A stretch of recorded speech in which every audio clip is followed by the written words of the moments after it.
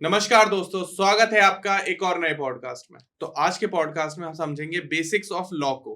Basics of law का मतलब कि जब कभी आपके ऊपर कोई केस हो जा रहा है या कोई एफआईआर हो रही है, कोई कंप्लेन रजिस्टर्ड हो रही है, इवन अगर आपको कोई पुलिस वाला कॉल कर रहा है कि हेलो जी, आपको पुलिस थाने आना है, तो उस टाइम पर आप वकील साहब से या हमारे देश के कानून से क्या सहायता ले सकते हो, उस टाइम पे आपको क्या रूल्स एंड रेगुलेशंस फॉलो करने हैं और उस टाइम पे आपको क्या चीजें नहीं करनी है जो बहुत इंपॉर्टेंट होती हैं। जनरली लोग क्या करते हैं, फोन स्विच ऑफ कर लेते हैं, डर के भाग जाते हैं, किसी तरह के छुप जाते हैं।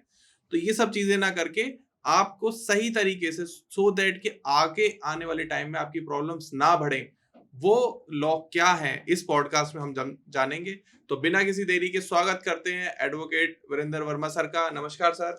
नमस्कार सर। कैसे हैं आप? मैं बहुत अच्छा हूँ, बहुत बहुत धन्यवाद। और Thank you. धन्यवाद देता हूँ पूरी ऑडियंस को, पूरे व्यूअर्स को, जिन्होंने पहले भी जो आपका मेरा पॉडकास्ट देखा था, जो मर्डर पर हमने डिटेल एक पॉडकास्ट किया था, जी, बात की थी मर्डर पर, बात की थी हमने अटेम्प्ट टू मर्डर पर, और भी बहुत सारे ऑफेंसेस पर हमने बात की थी। एग्जैक्टली। मैं कोशिश करता हूँ एजुकेशनल इस तरह की वीडियोस बनाने की, ताकि लोगों तक पूरी इंफॉर्मेशन पहुंच सके। देश का कानून क्या बोलता है, उनके अधिकार क्या है, कॉन्स्टिट्यूशन ऑफ इंडिया क्या बोलता है। क्योंकि सिर्फ कॉन्स्टिट्यूशन इंडिया में जो आप पढ़ते हो अपने अधिकारों के बारे में, फंडामेंटल राइट्स के बारे में, उसके अलावा अपने देश का जो कानून है, जो नया कानून बन गया बीएनएस, बीएनएसएस और बीएसए, इसमें बातें लिखी गई हैं। देखिए, कानून को जानने से पहले ना आप बीएसए तो पढ़ोगे, क्योंकि उसमें सजा के प्रावधान है। आप साथ में पढ़ोगे बीएनएस, देखिए आप बीएनएस तो पढ़ोगे, बीएनएस में सजा के प्रावधान है।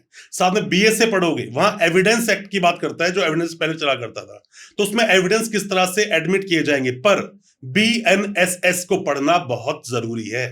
बीएनएसएस को पढ़ना बहुत जरूरी क्यों है? क्योंकि पहले ये जो हमारा बोलता था क्रिमिनल कोड ऑफ प्रोसीडिंग, जो कि पहले बोलता था सीआरपीसी। सीआरपीसी का मतलब क्या है दोस्तों? देखो, सीआरपीसी में क्रिमिनल प्रोसीजर ऑफ कोड, वहां पर रेमेडीज बताई गई है, वहां पे तरीके बताए गए हैं कि देश का कानून चलेगा कैसे। जी। किसी इंसान को मर्डर की सजा देनी है, तो मर्डर की सजा कैसे दी जाएगी, उसका प्रोसीजर क्या होगा, वो बात सीखोगा बीएनएसएस में, या फिर सीआरपीसी जो देश का पहला कानून था। क्योंकि अगर आपको ये नहीं पता है ना, सीधा आप अपराध पर लेकर किसी को सजा नहीं सुना सकते।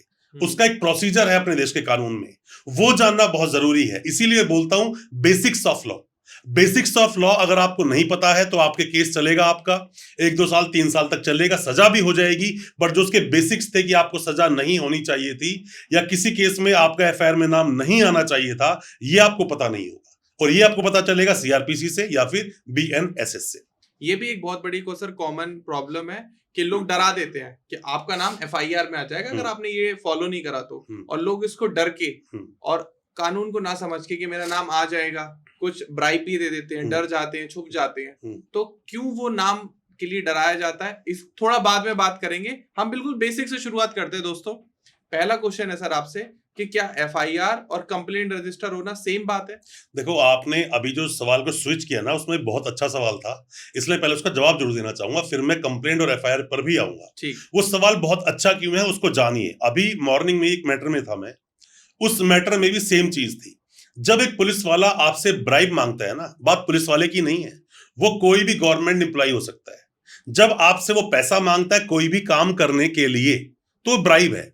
और ब्राइब कोई इंसान ऐसे ही नहीं देता किसी को। अब मान लीजिए किसी को उठाया गया और बोलता शक के आधार पर उठाया, उससे पैसा मांगा गया कि 10 लाख का जुगाड़ कर ले तो तेरे को हम छोड़ देंगे।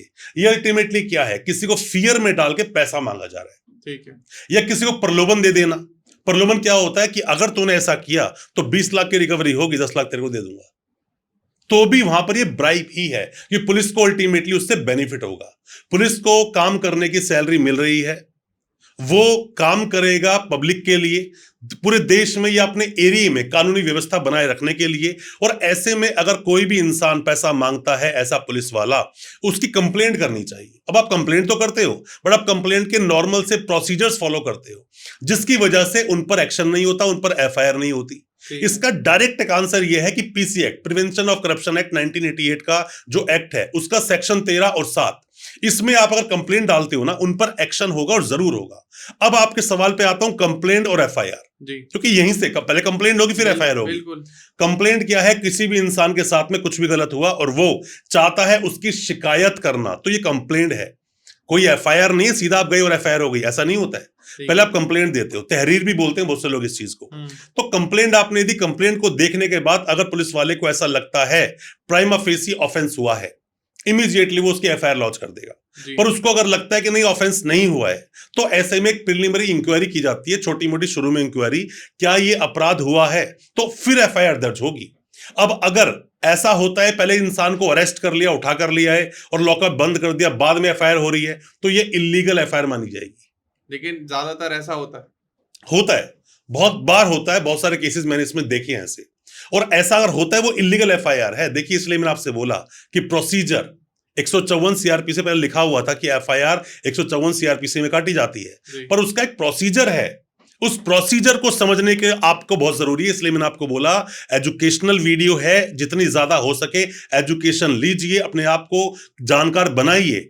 हर इंसान एक ना एक बार लाइफ में, जिंदगी में थाने पुलिस का मुंह देखता जरूर है, जाएगा जरूर कोर्ट कचहरी एक ना एक बार, चाहे चालान भरने के लिए जाए। बिल्कुल सही। तो क्यों ना पहले से आप अपने आप को जानकार बना लें।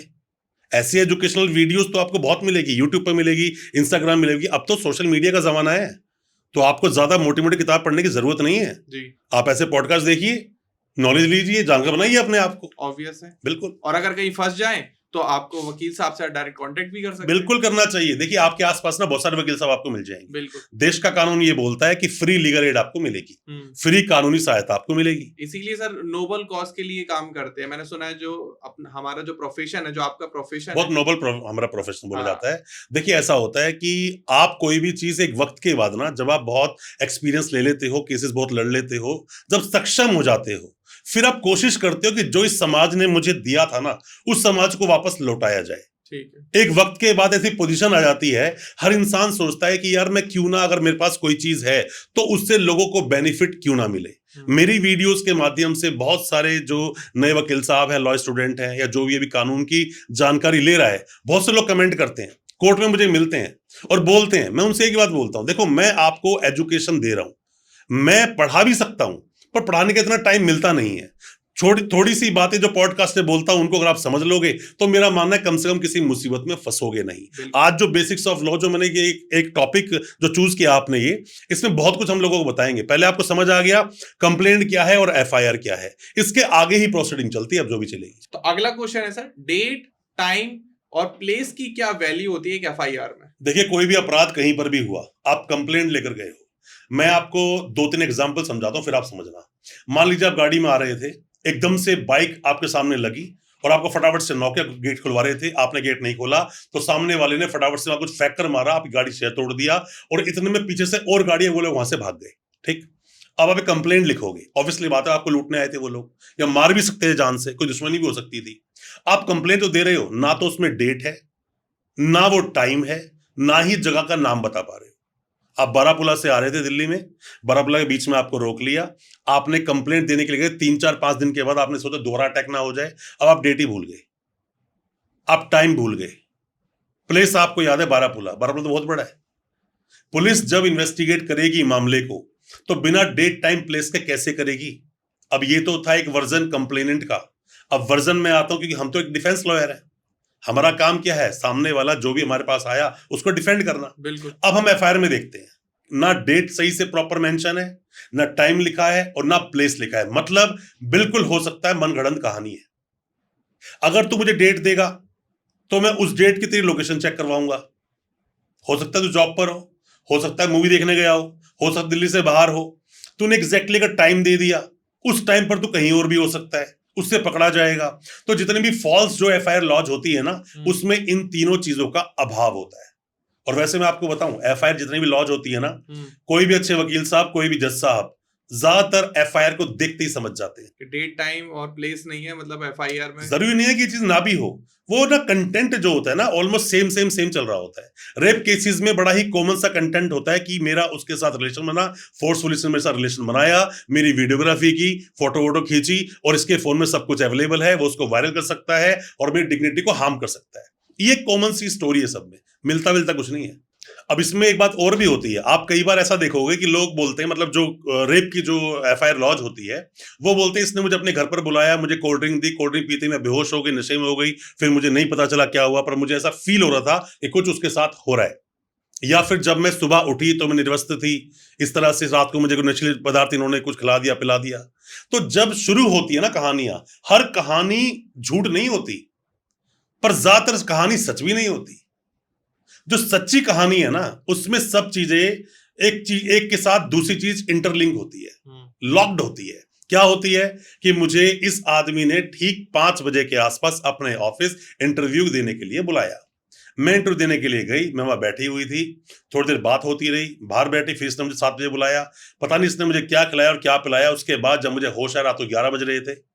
और इस चीज की आप फुटेज चेक करा सकते हो, उस मॉल की आने की और जाने की। वो लड़की जब बाहर निकलेगी बड़ी सहमी सी होगी, और साथ में ही इतने घंटे तक वहां पर क्या हुआ वो भी चीज होगी। इमीडिएटली लड़की जाएगी, मेडिकल करवाएगी, मेडिकल में सब कुछ निकल के आ जाएगा। झूठे केसेस में ये सब चीजें नहीं होती हैं। झूठे केस में क्या होता है, 8 दिन, 10 दिन, 20 दिन, 1 महीना डिले एफआईआर हो रही है, कुछ आता ही नहीं है उसके अंदर। लेकिन कुछ केसेस में ये साबित भी हुआ है जिसमें 10 दिन बाद एफआईआर हुई और कि हाँ सीरियसली लड़की के साथ रेप हुआ था। देखिए, मैं इसको मना नहीं करता कि ऐसा आता नहीं है, पर एक बात बताइए आप मुझे, एक केस चल रहा था, मान लीजिए सेशंस कोर्ट में या डिस्ट्रिक्ट कोर्ट में, एमएम कोर्ट में भी हो सकता है वो केस। एक केस चल रहा था, केस की पूरी प्रोसीडिंग हुई, सामने वाले को कन्विक्शन दे दिया गया। क्या वो कन्विक्शन सही मायनों में सही होगा? हम तो वकील चैलेंज करते हैं इन चीजों को, हाईकोर्ट जाके चैलेंज कर देते हैं कि नहीं। सर मेरी जो स्टडी है, जो मुझे पता है, जो इंडिया का मैं देख रहा हूँ रवैया, जिस लड़की का रेप होता है, ब्रूटल रेप होता है, जबरदस्ती आप रेप कर रहे हो, 99% उसका एट द मोमेंट मर्डर भी कर देते हैं। देखिए, ऐसा होता है कि अगर किसी लड़की का रेप किया और मर्डर भी कर दिया, फिर तो मामले बहुत ज्यादा अपर लेवल हीनियस क्राइम में चला गया, वो आदमी बचेगा नहीं। जब वकील कोई भी जब केस लड़ता है ना, उसको पता होता है कि उसके क्लाइंट ने सच में ये अपराध किया है कि नहीं किया है, और किया है तो किस हद तक किया है। देखो, ये बिल्कुल हो सकता है, पॉसिबिलिटीज है कि एक घटना हुई, लड़की के साथ रेप हुआ, उसका मर्डर कर दिया गया, बाद में पता चला कि ये आदमी वहां पर था। क्या ये नहीं हो सकता किसी मालदार बंदे ने पैसा देकर दूसरे बंदे पे इल्जाम डालकर उसको एक लालच दिया हो कि तू ऐसा सब कुछ कर ले? एक मैंने स्टोरी देख रहा था अभी थोड़े दिन पहले रिसेंट में, एक बहुत बढ़िया चैनल है, मैं वो पंजाबी में कुछ गैंगस्टर्स की बात करते हैं, मैं वहां पर देख रहा था। वहां पर क्या हुआ, उसमें उसने बोला कि हमने जब एक बंदे को पकड़ा, उसमें एक बच्चे का मर्डर हुआ था, तो उसने बोला जी हाँ मैंने मर्डर किया है, आप मुझे बस जेल में डाल दो, पर मैं एक मर्डर और करूंगा, मैं छोड़ूंगा नहीं उसको। तो उसने बोला भाई किसका मर्डर करेगा? वो पूछता रहा, वो कह रहा नहीं मर्डर मैंने ही किया है। तो मर्डर वेपन बरामद करा, तो बरामद नहीं करा पाया। वो बच्चे कपड़े बरामद करा, बरामद नहीं करा पाया। उसको ऐसा लगा इस आदमी ने कुछ नहीं किया है, कन्फेस तो कर रहा है। उस आदमी को उसने छोड़ दिया, उस पुलिस वाले ने वहां पर उस आदमी को छोड़ दिया, और छोड़ने के बाद में जो मेन था, जो मर्डरर था, उसका नाम सामने आ गया, उसको उठा लिया, जेल में भी डाल दिया। अब वो आदमी जिसको छोड़ा था ना, वो 1.5-2 साल के बाद में उस पुलिस वाले को कहीं पर मिला। ठीक है, वो पुलिस वाला खुद उसके पास गया, कह रहा पहचाना तूने? कह रहा बाबूजी बिल्कुल पहचाना, आपने मेरी जिंदगी बचा ली। मैंने कुछ नहीं किया था, पर मैं दबाव में इतना था कि मुझे हाँ करना पड़ रहा था, मेरा परिवार भी स्टेक पे लगा हुआ था। पर आप अगर जेल डालते, मैं कभी ना कहीं वापस आता, पर जिसने मेरे साथ वो कांड किया था मैं उसको नहीं छोड़ता, एक और मर्डर करता, फिर वो असली मर्डर होता। तो होता क्या ना, हकीकत में देखो, प्रलोभन में आकर, प्रेशर में आकर कोई भी परिस्थितियां हो सकती है। इसीलिए देश के कानून में ट्रायल बनाया गया। ट्रायल चलेगा और दोनों तरफ से वकील लड़ेंगे, तब पता चलेगा लास्ट में क्या रिजल्ट, क्या आउटपुट बाहर आता है। कभी मतलब मैं आउट ऑफ द बॉक्स जाके क्वेश्चन पूछ रहा हूँ, मेरे मन में आ गया, तो आपने कभी किसी ऐसे देश का कानून सुना जहां ट्रायल ही नहीं है? देखिए, ट्रायल ही नहीं है, ऐसे कानून अगर किस देश में है, हो सकता है 2000 की स्टेट में ऐसा बना हो, स्टेट के जैसे कि कोरिया की हम बात करते हैं, हो सकता है ट्रायल ना चलता हो, सीरिया में हो सकता है ना चलता हो, पर ट्रायल चलाना जरूरी है। अगर आप इंसान को सही दर्जा उसको दे रहे हो ना अपना, तो उसका ट्रायल चलाना बहुत जरूरी है। हमारे देश में तो आर्टिकल 21 बोलता है कि लाइफ एंड लिबर्टी की बात करता है, डिग्निटी के साथ जिंदगी जीने की बात करता है। इसीलिए चाहे फिर वो कोई भी हो, चाहे वो टेररिस्ट हो, बड़े से बड़ा अपराधी हो, छोटा सा अपराधी हो, ट्रायल चलता है उसका, उसको भी लड़ने के लिए वकील दिया जाता है। एक और इससे रिलेटेड क्वेश्चन, बहुत सारे लोगों के दिमाग में क्वेश्चन रहता है कि ट्रायल जो है ये कितने दिन तक चलेगा? देखो, ट्रायल का ना वैसे तो मियाद कई सारे जो एक्ट है उसमें डाली हुई है कि इतने टाइम में इस ट्रायल को खत्म करो। ठीक है, पर ये जो होता है ना, देखो अनड्यू डिले नहीं हो सकता, पर डिले होता है। डिले क्यों होता है? कभी पीपी साहब नहीं है, कभी स्टेनो नहीं है, आज जज साहब छुट्टी पर हैं, आज कोर्ट में स्ट्राइक हो गई, आज हम प्राइवेट वकील साहब नहीं पहुंच पाए, घर में शादी थी या घर में कोई बीमार था, खुद वकील साहब बीमार थे। तो ये डेट कई बार क्या होता है, डेट पे डेट आगे चलती चली जाती है। ठीक है। जज साहब नहीं चाहते कि इस केस को मैं डिले कर दूं, आगे बढ़ा दूं। हो सकता है जज साहब चाहते हो, पर ज्यादातर ऐसा होता नहीं है। वो चाहते हैं केस में उस दिन काम हो, पर काम ना होने के कई सारे कारण होते हैं जिसकी वजह से केस आगे चलते रहते हैं। और जैसे ही वो 5-7 साल हो जाते हैं, फिर जज साहब पे प्रेशर आता है ऊपर से कि जितने भी टॉप मोस्ट एक डिलेड केस है उन्हें अर्जेंसी में निपटाओ। फिर वकील साहब को प्रेशर होता है, नहीं जल्दी करो, आज क्रॉस खत्म करो, आज इसको आप कंक्लूड करो। फिर वकील साहब कहते हैं यार अभी तक स्लो चल रहा था, एकदम से क्या हो गया? एकदम से काम जब करना पड़ता है ना, एकदम से ऑल ऑफ द सडन, कई बार वकील साहब प्रिपेयर नहीं होते हैं उसके लिए। पीपी साहब खड़े हैं, पीपी साहब को तो केस रेडी है ना, उनको उसमें से काम करना है। हम अपना केस बनाते हैं, हमारा केस कोई हमें बना बनाया नहीं मिलता है। हमें एक चार्जशीट बनी तो चार्जशीट किसने बनाई? पुलिस ने बनाई। किसके लिए बनाई? स्टेट के लिए बनाई। कौन उसको पढ़ के बात करेगा? पीपी साहब करेंगे। और पीपी साहब को हेल्प कौन करेगा? वो आईओ साहब करेंगे। तो सब कुछ लिखा हुआ उनको बोलना है और हमें सोचना है, फिर लिखना है, फिर उसमें सवाल ढूंढने हैं, फिर उसमें कोई इलीगल सवाल ना हो जाए, फिर कोई ये सवाल हम ना पूछ ले जो मेरे अगेंस्ट हो जाए। ये कोई आसान चीज नहीं है। एक इसीलिए बोलते हैं कि क्रॉसिंग इज अ आर्ट। जब ये वकील साहब कोर्ट में खड़े क्रॉस करते हैं, वो एक आर्ट है और वो करते करते करते करते आती है, एकदम से नहीं आती है। ठीक है। अगला basic of law question, basic of law का एक क्वेश्चन है कि अगर किसी के ऊपर एफआईआर लॉन्च हो जाती है तो सबसे पहले जो लीगलिटीज हैं या एलिगेशंस हैं उसमें इंसान को क्या करना चाहिए? देखो, जब भी किसी के ऊपर कोई एफआईआर लॉन्च हो गई, एफआईआर लॉन्च हो गई, अब लीगल सवाल बहुत सारे हैं इसके अंदर। जैसे क्या होगा, एफआईआर तो लॉन्च हो गई, हो सकता है कि वो ऐसी एफआईआर लॉन्च हो गई जिसमें कि आपका दूर दूर तक नाम नहीं आना चाहिए था। कैसे आ सकता है वो चीज? जैसे कि लड़की एक एलिगेशन लगाती, लड़की बोलती कि मैं इस लड़के के साथ में 5 साल से रिलेशन में हूं, 5 साल तक मेरा रिलेशन साथ में इसके चला, आज ये लड़का मेरे से शादी करने के लिए मना कर रहा है। ठीक है। उसने बोला इस आदमी ने मेरे साथ में रेप किया। वो कहती है कि मेरी इससे बात होनी शुरू हुई, ये लड़का मेरे घर के आमने सामने रहता है, पड़ोसी है मेरा।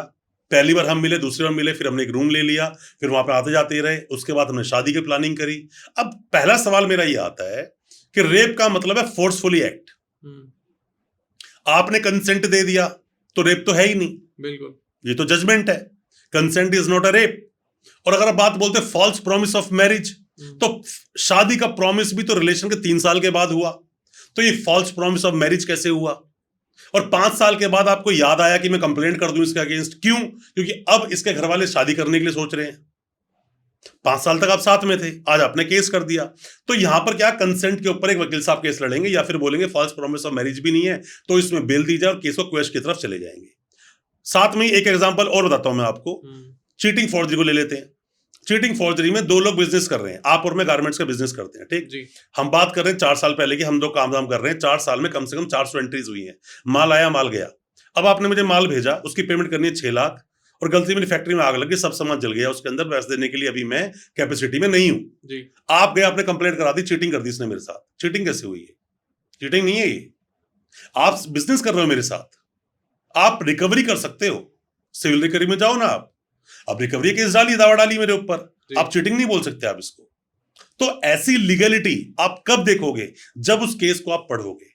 अब एक केस है, एक केस आया, मान लीजिए कि आप और मैं कहीं पर भी, हम छत पे खड़े हुए, हम लोग छत पर हम ड्रिंक कर रहे हैं और करते करते बात करते करते एकदम से आपकी मेरी नोक चोकी हुई थी और मैंने ऐसे कंधे पर हाथ रखकर समझा रहा हूं, आप गिर गए ऊपर से और मर गए। केस दर्ज होगा मर्डर का। क्या मर्डर किया मैंने? नहीं। पर प्रूफ कौन करेगा? पहले स्टेट प्रूफ करेगा कि ये मर्डर है, मैं बाद में प्रूफ करूंगा। हो सकता है मामला 304 का हो, 304 जो आईपीसी का सेक्शन है उसका हो, ये भी तो हो सकता है। तो इसीलिए जब एक एफआईआर होती है ना, एफआईआर को बोला गया कि एफआईआर नॉट इंसाइक्लोपीडिया, पर मैं बोलता हूं जब जितने भी प्राइवेट वकील साहब, जितने भी डिफेंस लॉयर्स केस लड़ते हैं, तो मेरी नजर में FIR is a encyclopedia for me, जब मैं केस को बना रहा हूं। कि पहले मैं एफआईआर को समझने का सही तरीका क्या होता है मेरे हिसाब से, जो मैं करता हूं। एक एफआईआर सामने आई, मैंने एफआईआर को पूरा पढ़ा, आराम से पढ़ा उसको। एफआईआर हम जल्दबाजी में नहीं पढ़ते, हम आराम से पढ़ते हैं। क्या पढ़ते हैं? हालात बयान को इस तरह से हुए कि उसने बताया कि वो मेरा पुलिस स्टेशन में लड़की चल कर आई, उसने बताया कि मैं कक्षा 12वीं क्लास में पढ़ती हूँ और अपने माता पिता के साथ यहाँ पर रहती हूँ। ये लड़का मुझे एक दिन मिला, इसकी एक शॉप है किसकी, परचून की। मैं गई सब सामान लेने के लिए, इसने मेरा हाथ पकड़ के अंदर मुझे खींच लिया और मेरे साथ में ये मतलब गलत हरकतें की, मेरे साथ में फिजिकल रिलेशन बनाए। ठीक, एक स्टोरी है। अब पढ़ने के बाद में ना फिर आंख बंद करके पहले उसको सोचता हूँ कि सोचो पहले हुआ क्या था, स्टोरी क्या थी जी। फिर सोचने के बाद में, सोचने में ही आपको 2-3 पॉइंट निकल जाएंगे। 2-3 पॉइंट ये निकल जाएंगे, हाथ पकड़ते हुए खींच लिया, दिन का टाइम था, रात का टाइम था, सुबह का टाइम था, वो गली चलती हुई थी कि नहीं थी, आपने शोर क्यों नहीं मचाया था, उसका कोई एविडेंस है कि नहीं है। अब जैसे दोबारा आप एफआईआर पढ़ते हो ना, फिर आप पढ़ते हो, फिर क्या बोलते हो कि मैं 12वीं कक्षा में पढ़ती हूँ, मेरा नाम ये है, मेरा नाम वो है। फिर आता है क्या उसमें एज का कोई एविडेंस लगा है? कहीं ऐसा तो नहीं कि ये लड़की 18 साल से ऊपर है? अगर 18 साल से ऊपर है, पॉक्सो में केस नहीं जा सकता। ठीक है। तो एफआईआर को समझना बहुत जरूरी है, इसीलिए बोलता हूं yes, in the initial mode FIR is a encyclopedia. FIR का बहुत वजूद होता है। आप जब प्रूव करोगे चार्जशीट को, जब तक आप कस्टडी में नहीं आओगे तब तक तो चार्जशीट लगेगी नहीं। ठीक है। और चार्जशीट लगने के बाद आप बेल लेने जाओगे तो कोर्ट क्या बोलेगा? आप पहले गवाही होने दो। इसलिए मैं बोलता हूं एफआईआर का बहुत महत्वपूर्ण रोल होता है, इसको हल्के में नहीं लेना चाहिए। लेकिन आपके जो तीनों एग्जाम्पल आपने बताए ना, आपने लड़कियों को बता दिया कि आप कैसे कैसे केसेस में केस कर सकते हो। मैं एग्जाम्पल 1 ही सोच रहा था जब आप बता रहे थे कि आप फॉल्स मैरिज का नाम लेके केस कर सकते हो, रेप केस का। और ये इतने केसेस रजिस्टर हो रहे हैं इंडिया में आज के टाइम में, बिल्कुल जैसे नींबू और टमाटर मिल रहे हैं। देखो होता क्या है ना कि जैसे ही बच्चे बड़े होते हैं, अभी मान लीजिए कॉलेज लाइफ शुरू हुई, इसको एक अट्रैक्शन बोलते हैं हम लोग, अफेक्शन बोलते हैं। किसी लड़की को लड़के ने देखा, लड़के को लड़की ने देखा, वो कहता है ये मेरे लिए अच्छा है, ये मैं उसके लिए अच्छा हूं। फिर मिलना जुलना शुरू होता है, कभी ना कभी फिजिकल रिलेशन उन लोगों के बन जाते हैं। और फिजिकल रिलेशन बनने के बाद वो रिलेशन कब तक चलेंगे? शुरू में देखो, एक लड़के ने वादा किया मैं तुझसे शादी करूंगा, ठीक, लड़की ने बोला हम शादी करेंगे, वो एक झांसा हुआ शादी का, और लड़का साथ में उसके रह रहा है। अब मान लीजिए 3-4-5 साल के बाद इमीडिएटली ऐसा देखा गया उसके फादर की डेथ हो गई। अब उसकी माँ बोलती है कि तू जल्दी बेटा शादी कर, क्योंकि मैं बहुत बीमार रहती हूँ और घर में कोई देखने वाला है नहीं जी। तू काम पे चला जाए, किसी ने मर गई तो उसका क्या होगा? अब लड़की से उसने बोला कि मुझे शादी करनी पड़ेगी इमीडिएटली, मेरा साथ दे। लड़की बोलती है नहीं मैं भी शादी नहीं कर सकती, उसके ऊपर प्रेशर है। अब वो लड़का शादी करने के लिए उसकी माँ के प्रेशर में आकर अपना परिवार देखे, रिलेशन को देखे, उसने कोई परिवार पहले देख लेता हूँ। अब वो शादी करने के लिए चल दिया। जब शादी करने के लिए चल, लड़की ने एफआईआर ठोक दी उसके ऊपर। क्या बोला? कि शादी का झांसा देकर उसने मेरे साथ में रिलेशन बनाए। ठीक है। क्या वो लड़का सच में शादी का वादा पूरा करने घर नहीं गया था? गया था। बात करने नहीं गया था? नहीं गया था। मना किसने किया? लड़की ने किया। तो आप क्या, वो आपका बधुआ मजदूर है कि नहीं?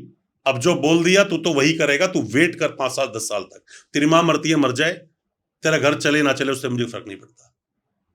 देखो ऐसा होता है कि ये तो रिलेशन है, गिव एंड टेक पॉलिसी होती है, जिंदगी गिव एंड टेक पॉलिसी है। आप किसी की मदद करोगे वो आपकी मदद करेगा, आप किसी की फीलिंग्स को समझोगे वो आपकी फीलिंग समझेगा, सामने वाले की रिस्पेक्ट करोगे तो वो आपकी रिस्पेक्ट करेगा।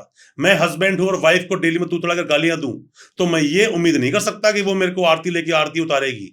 भारतीय नारी ऐसी है, मैं मानता हूं, पर मेरी नजर में गलत है। मैं फिर वही बोल रहा हूं, आर्टिकल 21 डिग्निटी, भूलिए मत इस चीज को।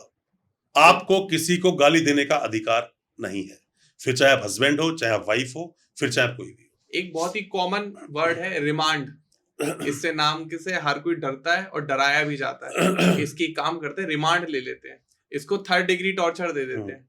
कब रिमांड ले सकते हैं, कब रिमांड दे सकते हैं? रिमांड में अगर किसी को लिया गया है तो क्या लीगल प्रोसीजर होगा?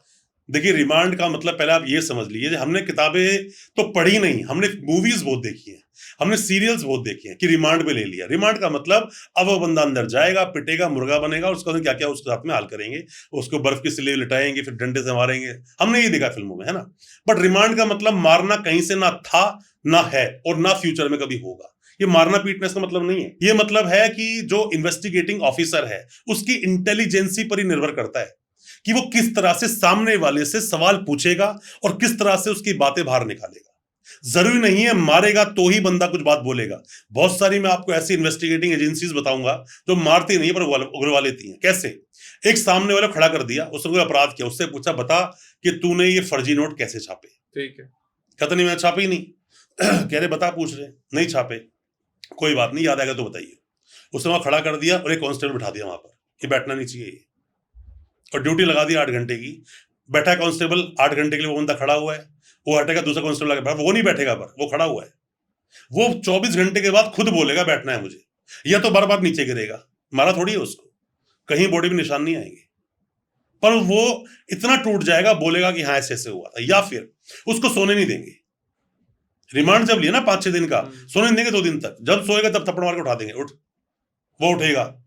तो मूवी मैंने पहले भी एग्जांपल दिया था, मूवी थी सलमान खान वाली, वो कहता है सोना नहीं है, सोना नहीं है, मार देंगे ये लोग, तो वही सेम चीज। तो जरूरी नहीं है कि वो ऐसे मार पीट के, क्योंकि अब देश का कानून इतना स्ट्रिक्ट हो गया है, कानून स्ट्रिक्ट तो पहले भी था, पर अब लोगों में अवेयरनेस आ गई है। सलमान खान वाली मूवी थी सर। हाँ वही बोल रहा हूं मैं, नाम तो भूल गया उस मूवी का, मैं क्या नाम था, वो लोग कमेंट में डाल देंगे अपने आप सब लोग। हाँ मैं भी भूल गया। तो उसमें क्या है कि मार पीट नहीं सकती पुलिस आपको, कि डंडों से मारे कि बता वो नोट कहां पे रखे हैं, बता कौन रॉन्ग फोर्स ने बनाए थे, बता तूने चाकू कहां पे उसको मारा था, तू बता कि लड़की से तूने रेप किया था कि नहीं किया था। ये सब मारना पीटना नहीं हो सकता। मारना पीटना होता है, आज भी होता है, लोकल छोटे मोटे केस में हो जाता है मारना पीटना, तो बड़े टेररिस्ट साथ क्या होता होगा वो हमें नहीं पता, पर वो सब कुछ अनऑफिशियल है, वो सब कुछ इलीगल है। टेक्निकली तो आप मार ही नहीं सकते। नहीं मार सकते आप। अगर आपको मारना है तो क्या कोर्ट से परमिशन लेनी पड़ेगी? अरे परमिशन देगा क्यों कोर्ट, आर्टिकल 21 हिट हो गया ना यहाँ पर, लाइफ एंड लिबर्टी। इंसान को आप मतलब मारपीट का क्या जानवर है वो? जब बेड़ियां डालनी बंद कर दी कोर्ट ने, क्या बेड़ियां नहीं डालोगे किसी को? फिर भी मैंने बेड़ी डालकर, बेड़ी क्या होता है देखो, हैंडकफ्स क्या है, हथकड़ी। बेड़िया क्या है, पैर से, दोनों पैरों में बेड़ी होती है, एक रॉड होती है, कमर में बंधी होती है और हाथ बंधे होते हैं, ये बेड़ियां हैं। ये बहुत ही जो ऐसे मतलब हैबिचुअल ऑफेंडर्स हैं, हीनियस क्राइम के, उनको कोर्ट में लेकर आते हैं ऐसे, मैंने आज भी देखा है। हम कोर्ट में बैठे होते हैं और जब ऐसा आदमी आ रहा होगा तो आवाज आएगी वहां चलने की उसकी, क्यों? उसकी वो लोहा बांधा हुआ है उसको, पर ये भी इलीगल है। यहां पर क्या है कि इंसान को आप इनह्यूमन की तरह ट्रीट कर रहे हो, वो जानवर थोड़ी है। 2 लोग उसका हाथ पकड़ के भी ला सकते थे, यही बोलता है देश का कानून। वो क्या बोलते हैं कि आप तो हथकड़ी लगाकर भी कोर्ट में पेश नहीं कर सकते, पर यह अधूरा सत्य है, आपको रील ऐसे ही मिलेंगी। वो हथकड़ी लगाकर कोर्ट में पेश कर सकता है पुलिस वाला, अगर वो कोर्ट की परमिशन ले ले तो। ओके, देखिए एक बात समझिए, इन शॉर्ट एक बात समझ लो, पुलिस वाला आपके साथ जानवरों की तरह ट्रीट नहीं कर सकता, पुलिस वाला आपके साथ इनह्यूमन तरीके से ट्रीट नहीं कर सकता, पुलिस वाला आपको आपकी मां बहन की गालियां नहीं दे सकता। तो मारना पीटना तो आउट ऑफ सिलेबस है। अगर उस पुलिस वाले को अपनी नौकरी से हाथ धोना है तो कृपया करके मारिए। अभी अभी रिसेंट की बात है, मैंने एक वीडियो बनाई थी, एक लास्ट अपने पॉडकास्ट में बोला भी था, मैंने अपने फेसबुक पर लाइव आके भी बोली थी, काफी लंबी वीडियो बनी थी उसके अंदर, कि अभी रिसेंट में ही मदुरई कोर्ट ने पुलिस वालों को फांसी की सजा सुनाई है। अभी रिसेंट में क्यों सुनाई है? इसलिए कि उनकी कस्टडी में उन्होंने इतना मारा पीटा किसी को कि बाप और बेटे की डेथ हो गई, मर गए वो दोनों। और मरने का कारण क्या था कि अंदर जो फेफड़े थे ना उनके, वो फट गए थे, इतना उनको बुरी तरह से मारा गया था। सुमोटो एक्शन लिया वहां कोर्ट ने। सुमोटो क्या बोलते हैं? जब कोर्ट खुद से संज्ञान लेता है, हाँ ये अपराध हुआ है। ओके, जरूरी नहीं है कोई अपराध हुआ, आपके साथ कुछ गलत हुआ तो आपकी कंप्लेंट मैं नहीं कर सकता। आपके साथ कुछ गलत हुआ, आपकी कंप्लेंट आपका पड़ोसी नहीं कर सकता कि भाई गलत हो रहा है इसके साथ में। जज साहब खुद संज्ञान ले सकते हैं, आपके साथ कुछ बहुत गलत हो रहा है ना, और समाज से बहुत डर है आपको, पुलिस वाले साथ नहीं देंगे, एक लेटर लिखो और आप अपने चीफ जस्टिस ऑफ इंडिया को भेज दो। मैं गारंटी के साथ बोलता हूं, अगर वो मामला हीनियस या सीरियस ऑफेंस का है जिसमें लोकल अथॉरिटीज भी इन्वॉल्व हैं, एक्शन होगा, सुमोटो एक्शन हो जाएगा, बिल्कुल होगा एक्शन, बस आपको स्टेप लेना चाहिए। तो सर अगला क्वेश्चन है आपसे कि ये इंटरिम बेल क्या होती है, ये कब लेनी चाहिए, कब अवॉइड करनी चाहिए, कब बिना इंटरिम बेल लिए जेल चले जाना चाहिए? देखो इंटरिम, पहले आप ये समझिए कि इंटरिम का मतलब ही है कि इंसान जेल में है। अच्छा, आदमी जेल में है, अब उसको इंटरिम में एक पीरियड चाहिए। वो क्या बोल रहा है कि मुझे कुछ वक्त के लिए, कुछ दिनों के लिए बाहर आना है। कारण कोई भी हो सकता है। अब मैं आपको बोलता हूं कि जरूरी नहीं है कि बाहर उसकी वाइफ, उसका फादर, उसकी मदर, उसका बच्चा बीमार ही हो तो ही इंटरिम बेल मिलेगी। यह भी जरूरी नहीं है कि आप बीमार हो तो ही आपको बेल मिलेगी। बहुत सारे रीजंस हो सकते हैं जिसकी वजह से लोगों को इंटरिम बेल मिलती है, पर यह आपके लिए ना बहुत बेनिफिशियरी काम करती है, बहुत बेनिफिट देगी आपको अगर आप ऐसा कुछ कर लेते हैं। होता क्या है, मान लीजिए एक आदमी एनडीपीएस के केस में बंद है, जेल में बंद है, ठीक तो वो जानता है कमर्शियल क्वांटिटी में जल्दी से उसकी बेल वेल तो होने वाली है नहीं। तो अगर घर में कोई बहुत ज्यादा बीमार है, कोई देखने वाला नहीं है, तो इंटरिम बेल लो, 2 4 5 बार फटाफट से बाहर आओ और अपने आप को टाइम सरेंडर करो। देखना बेल लेने में आपको ये मदद करेगी।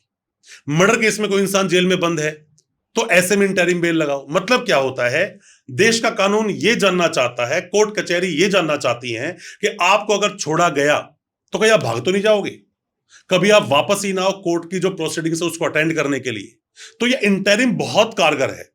एक मान लीजिए कोई इंसान जेल में है, अब जेल में वो इंसान है, इमीडिएटली क्या हुआ, उसके फादर की डेथ हो गई, तो क्या उस बच्चे से उसके फादर को लास्ट टाइम मिलने का अधिकार देश का कानून छीन सकता है? नहीं छीन सकता, कभी नहीं।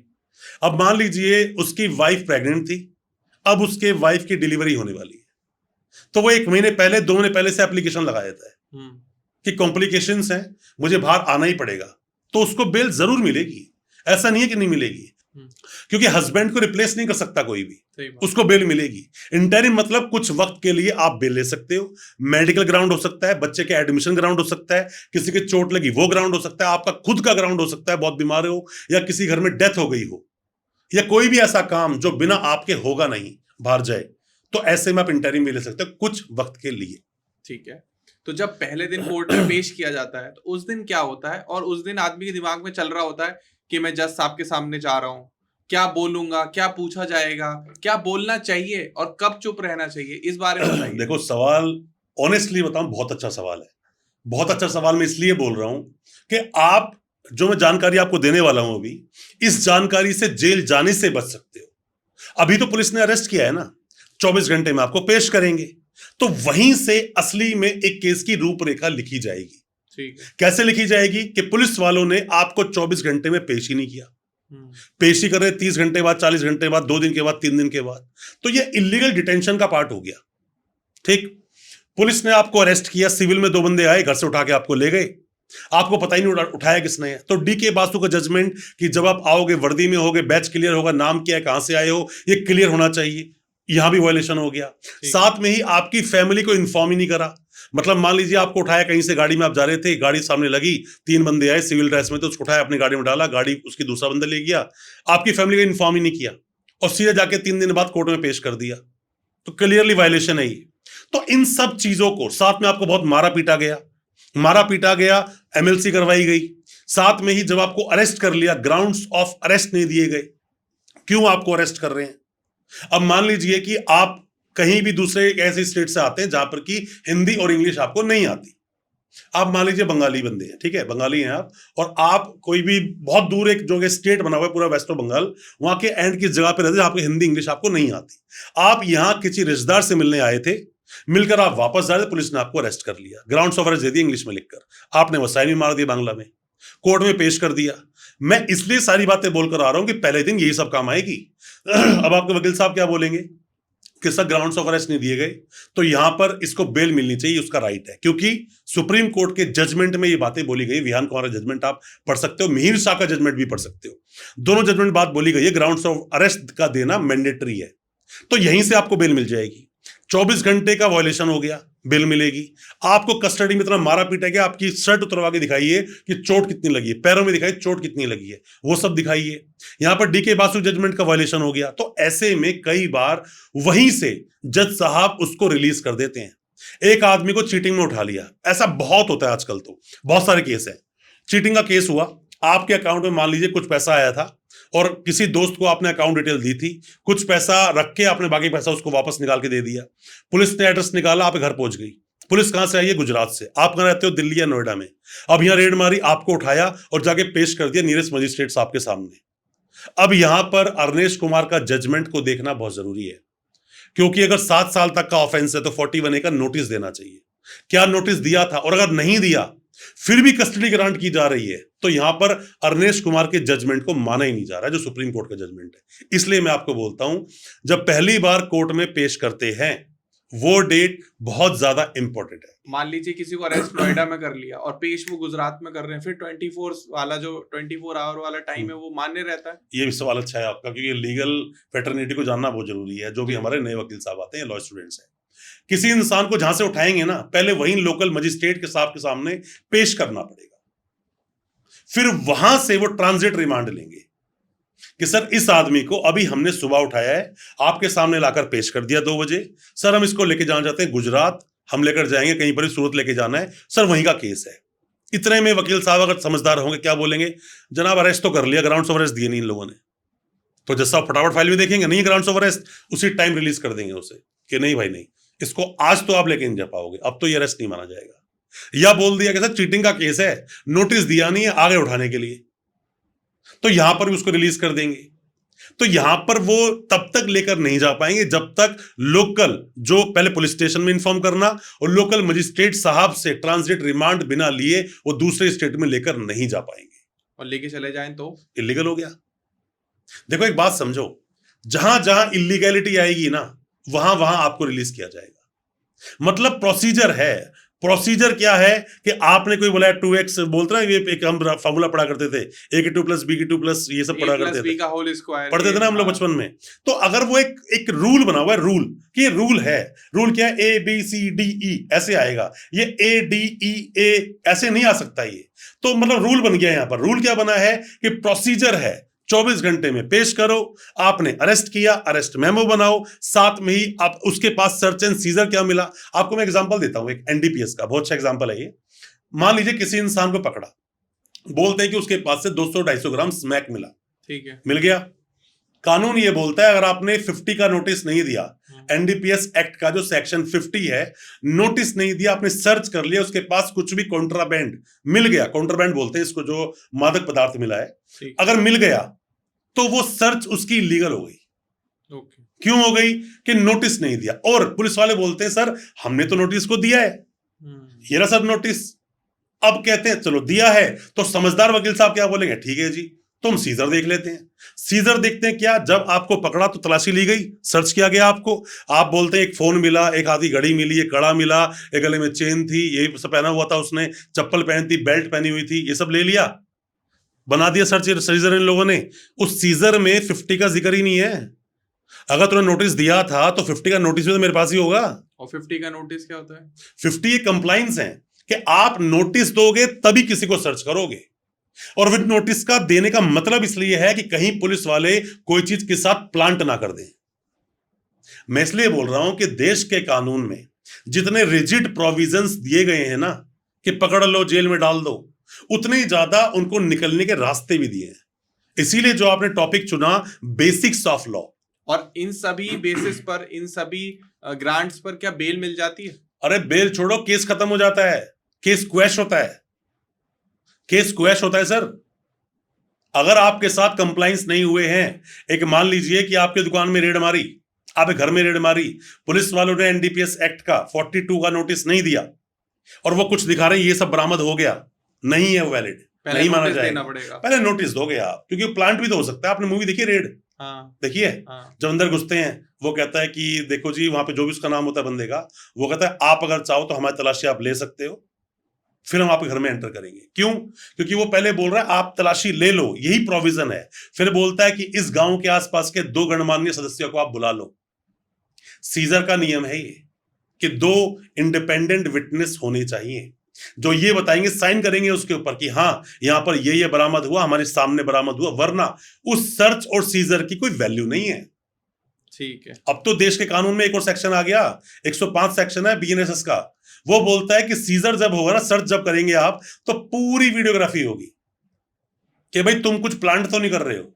अब यहां पे 2 बातें हो गई हैं, अगर केस जेन्युइन है तो हमारे पास निकलने के रास्ते और कम हो जाते हैं, और केस फर्जी है तो सीधा घर में से रिकॉर्डिंग चालू करेंगे वो लोग, देखो बैठा हुआ है, इसके पास से ये मिला है, यहां साइन कर रहा है। अरे रिकॉर्डिंग उसको छोड़, जब तू घर के अंदर घुसा वहां से रिकॉर्डिंग कर और दिखा क्या मिला, क्योंकि पूरे उस सर्च की रिकॉर्डिंग होनी चाहिए। इसीलिए फिर बोल रहा हूं, जो मैंने बोला basics of law, basics of law को मैं ऑनेस्टली बता रहा हूं कि इस पे लगातार आप 5, 7, 10 घंटे का एक पॉडकास्ट करते हो तो भी बेसिक्स पूरे क्लियर नहीं होंगे। अब सर इतने सारे क्वेश्चन है जो मुझे जो आपने लिखे हुए अपने हिसाब से, मुझे लग भी नहीं रहा इस कंप्लीट पॉडकास्ट में कवर हो पाएंगे, बट एक नहीं सर, अगर जनता की जानने के लिए, उनकी ख्वाहिश के लिए और उनकी हेल्प के लिए 50 पॉडकास्ट भी बनाने पड़े ना, मैं तो हमेशा बोलता हूँ भाई, एजुकेशनल मैं वीडियोस जो बना रहा हूँ आपको समझाने के लिए, बताने के लिए, जो मैंने आपको शुरू में बोला, जो मेरे समाज ने मुझे दिया लौटाना भी तो है ना सर। मुझे लग रहा है सर 5 से 10 पॉडकास्ट के बाद मैं भी एक वकील बन जाऊंगा। आप जानकार बन जाओगे पूरी तरह से, आप वकील बन जाओगे, लॉ अच्छे, आप एजुकेशनिस्ट बोल सकते हो इसको, एग्जैक्टली। अच्छे एजुकेशनिस्ट हो जाओगे पूरा कानून जानने के बाद में। मैं एक और क्वेश्चन आ रहा है सर मन में, बेसिक ऑफ लॉ का ही है। मान लीजिए मुझे किसी पुलिस वाले का कॉल आता है कि ध्रुव जी आपको इस थाने आना है और आपका नाम लिया जा रहा है या आपने ये ऑफेंस किया है, ठीक है, तो क्या ये क्राइम है, क्या जाना चाहिए, क्या उसके लिए कोई नोटिस मंगाना चाहिए? देखो ऐसा होता है कि किसी ने आपको कॉल किया और बोला इस थाने में आ जाओ, तो ये जरूरी नहीं है कि वो कॉल थाने से ही था, ये प्रैंक कॉल भी हो सकता है, ठीक है, ये भी हो सकता है आपको फंसाने के लिए कोई कॉल आया हो। मान नहीं थाने से ही है, थाने से ही कॉल है, उन्होंने बोला जी हाँ जी ध्रुव जी आप आ जाओ, इतने बजे आप आ जाओ और जी आपको थाने आना पड़ेगा। आपका ये राइट है पूछना, राइट टू नो बोलते हैं इसको। आप पूछिए क्यों आऊं भाई, किस लिए मैं आऊं, या फिर किस मुकदमे में किस केस में मेरा नाम आया है, या किसने मेरा नाम लिया है, मैंने कोई अपराध किया है। कहता तू आएगा या हम तेरे को उठाने के लिए आए, वो ये बोलते हैं। एक बात को बड़ा क्लियर समझ लो, आपने कोई अपराध कर दिया ना बड़ा सीरियस, और उसमें आप अरेस्ट हो सकते हो, तो पुलिस आपको कॉल नहीं करेगी, सीधा घर पहुंचेगी, आपको उठाएगी। आपको बुलाया जा रहा है, इसका मतलब ये पुलिस आपको अभी अरेस्ट करने में इंटरेस्टेड नहीं है, या तो फिर उस केस में नाम आ रहा है जिसमें पुलिस आपको अरेस्ट नहीं कर सकती, या फिर वो झूठा फर्जी मामला दर्ज करवाया जा रहा है किसी के द्वारा।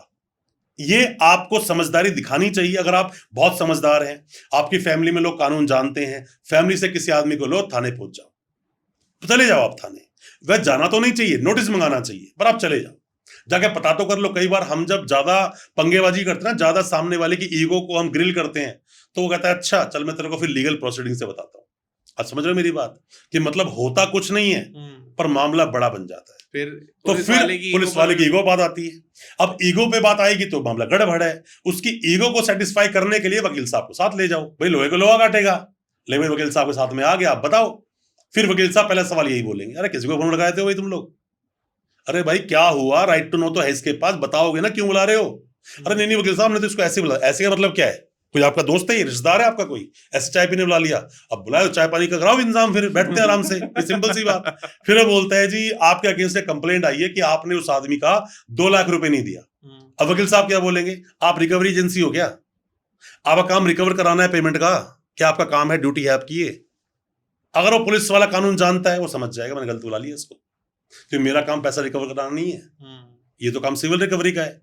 पर क्योंकि वो पुलिस वाले का जानकार था जिसका पैसा इसको दे रहा था।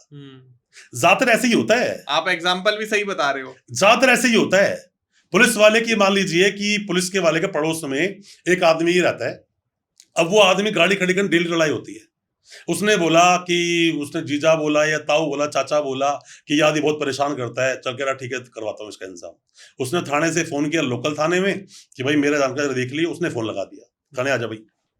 अब वो थाने पहुंच गया, ठीक है, तो बोलता है हाँ भाई ज्यादा गर्मी है, मतलब क्या कर दिया जी मैंने, खरा गली बड़ी देर कंप्लेंट आ रखी मेरे पास बहुत सारी। अगर वकील साथ के तो क्या बोलेगा, कंप्लेंट दिखा दे भाई, कंप्लेंट आई तो कंप्लेंट दिखा दे। सही बात है, तूने ऐसी मुझे बुला लिया, घर पे आया तो तू मेरे पास में नोटिस देता तो मुझे कम से कम। अब जब पूछता कंप्लेंट दिखा दे, कंप्लेंट तो कुछ है नहीं उसके पास। अब वो अटक गया वहां पर, तो वकील साहब बोलेंगे बुलाया क्यों ये बता, कंप्लेंट क्या है, ऐसे कैसे बुला लिया। कह जी बुलाया था, क्यों बुलाया था, कह रहा वो गली में गाड़ी खड़ी करने पर लड़ाई झगड़ा होता है। कह रहा तो गाड़ी में खड़ी करूं कोई ऑफेंस है क्या, ये कोई ऑफेंस है क्या, ऑफेंस नहीं है ना, तूने बुलाया क्यों है, मुद्दा ये है। इंसान काम छोड़कर आया, भरपाई कौन करेगा। ये आदमी एक दिन में अभी तेरे पास आया 10,000 का लॉस हो गया, 10,000 कौन बियर करेगा इसके। बच्चे को लेकर जाना था, तबीयत खराब थी, बच्चे कुछ हो गया, उसका लॉस कौन बियर करेगा, भरपाई कर लेगा। इतने में वहां पे बातें गड़बड़ हो जाती है। वकील साहब क्या बोलते हैं कि भाई तूने पढ़ा हो या हम ना पढ़ा हो, हमने सारे के सारे चैप्टर पढ़े हुए हैं, और फिलहाल के तू ये समझ ले कि परमवीर सिंह सैनी का जजमेंट है, अब मैं मंगाऊंगा थाने की सीसीटीवी कि तुम थाने बुलाकर लोगों के साथ करते क्या हो। ये प्रिलिमिनरी इंक्वायरी नहीं है किसी को बुला के परेशान करना, पर्सनल मैटर में पूछना था, घर पे आता, गली में आता और पूछता लोगों से। अब वहां पर पुलिस वाले थोड़े सॉफ्ट पड़ जाते हैं। ठीक है, देखो पुलिस वाला सिर्फ आपको बुला रहा है ना सर, वो सीसीटीवी वाला पूरा बताइएगा। सीसीटीवी में क्या होता है, परमवीर सिंह सैनी का एक जजमेंट है जिसमें कि ये बोला गया है कि आप किसी भी पुलिस स्टेशन में, पुलिस स्टेशन के चप्पे चप्पे पर, मतलब हर जगह कैमरे लगे होंगे। सिर्फ कैमरे नहीं, उसमें नाइट विजन भी होगा, रात को 2 बजे घटना भी तो हो सकती है, उसमें सिर्फ नाइट विजन नहीं, उसमें आवाज भी आनी चाहिए। और इसका आप ये नहीं बोलोगे सर 1 महीना का डाटा खत्म हो गया, नहीं, रिकॉर्ड रखना पड़ेगा। साल 6 महीने का रिकॉर्ड आपके पास होना चाहिए। अब मैंने जाके एक एप्लीकेशन लगा दी जाके मजिस्ट्रेट साहब के सामने कि मजिस्ट्रेट साहब, इस आदमी ने अपनी पर्सनल रंजिश को पूरा करने के लिए मुझे थाने में बुलाया और बुला के मुझे धमकाया और बोला कि तू उसके 2 लाख वापस दे दे, नहीं तो तेरे ऊपर मैं केस ठोक दूंगा एक चीटिंग का। ठीक है। तो जनाब ये अपनी पावर का मिसयूज कर रहा है और अपने लिए रिश्वत मांग रहा है 50,000 रुपए की। ठीक है। अब यहाँ पे कंप्लेंट एक तो ठोकी कहां पर उसने, लोकल पुलिस स्टेशन में डाल देगा, उसके थाने में उसी कंप्लेंट डाल देंगे हम कि भाई तूने ये गड़बड़ कर दिया इस डेट को, वही आ गया शुरू वाला डेट टाइम प्लेस, ठीक, हमने डाल दिया। अब एक डालेंगे उसके सीनियर अफसर को, दोनों नहीं सुनेंगे 10 दिन में, अब एक कंप्लेंट डालेंगे हम एंटी करप्शन को। देखो एंटी करप्शन में कंप्लेंट डालने का 7 दिन का प्रोविजन है, 7 डेज का, 7 डेज में कंप्लेंट डालनी चाहिए उसके अंदर, एंटी करप्शन अगर आप जा रहे हो उसके अंदर, क्योंकि प्रिवेंशन ऑफ करप्शन जो एक्ट है ना वो 7 दिन की बात करता है। तो आपने कंप्लेंट डाल दी ना, यहां पर यही पुलिस वाला सेफ नहीं है, वो फ्रंट फुट में तो अभी तक था, वो बैक फुट से भी गायब हो जाएगा। अब आपसे बोलेगा भाई जो चीज ले ले यार, तुमको कंप्लेंट वापस ले। वो जानता है कि जिस वर्दी के दम पर वो आपको धमका रहा था वो वर्दी पहले जाएगी। देखो सभी की ना एक ड्यूटी है, हर इंसान ड्यूटी है। वकील का काम केस को लड़ना है, वकील का काम जितने एविडेंसेस हैं उनको मैन्युपुलेट करना नहीं है, फॉर्ज कोई भी एविडेंसेस कोर्ट में लगाना नहीं है। ऐसा लगाएगा तो वकील पे भी एक्शन हो जाएगा। ठीक, सबकी ड्यूटी फिक्स है। एक जज कोई भी बायस होकर डिसीजन नहीं ले सकता। तो पुलिस को राइट किसने दिया कि केस कहीं का भी हो मैं इन्वेस्टिगेट अपने थाने में करूंगा? ऐसा कुछ नहीं होता। ठीक है। तो अब हम बात करते हैं बहुत जरूरी टॉपिक पर। कोई भी बंदे के ऊपर एक भी केस हुआ और वो गलती से भी जेल गया तो सबसे पहले दिमाग में सारी जो फोर्स लग जाती है कि बेल हो जाए। जो आदमी जेल में है उसको बस एक ही ख्वाब है, जिंदगी का आखिरी ख्वाहिश है, बेल दे दो मुझे, भले ही बाद में सजा दे देना, लेकिन अभी बेल दे दो, अभी बेल दे दो। और मुझे लगता है आपके पास भी कॉल मैसेज आते होंगे तो वो यही आते होंगे, वकील साहब बेल करा दो मेरी। तो बेल कब मिलती है, बेल क्या होती है, एंटीसिपेटरी बेल क्या होती है, प्लीज इन दोनों के बारे में बताएं। देखिए बेल के ना अपने अपने अलग अलग रूप हैं, हर कंडीशन के लिए अलग तरह से एक बेल को बनाया गया। ठीक, अब बेल में क्या होता है कि मान लीजिए पहले हम रेगुलर बेल की बात करते हैं, जो आदमी जेल में है उसको हम रेगुलर बेल बोलते हैं। अब इस केस के अंदर देखना पड़ता है कि देखो मालूम है क्या होता है, हम जब बेल पे बात करते हैं ना, बहुत ही वास्ट सब्जेक्ट है। बेल हर केस में अलग तरह से होती है। चीटिंग में बेल अलग तरीके से, चीटिंग प्लस फॉर्जरी हो गई अलग तरीके से, चीटिंग में EOW ऐड हो गया वो बेल अलग तरीके से, PMLA केस चला गया वो बेल अलग तरह से। अभी तो हम चीटिंग की बात कर रहे हैं, अभी ऊपर नहीं गए हैं। इसी में 409 सेक्शन भी आता है जिसके अंदर मल्टीपल लोगों को ठग लिया हो किसी बंदे ने पिरामिड स्कीम चलाकर। अब ये केस हो गया। अब चीटिंग में समझिए, नॉर्मल चीटिंग का मामला है 318 सबसेक्शन 4, जो पहले 420 था, इसमें बेल थोड़ी आसानी से हो जाएगी। ठीक है। फॉर्जरी भी लग गया, केस थोड़ा टफ हो गया।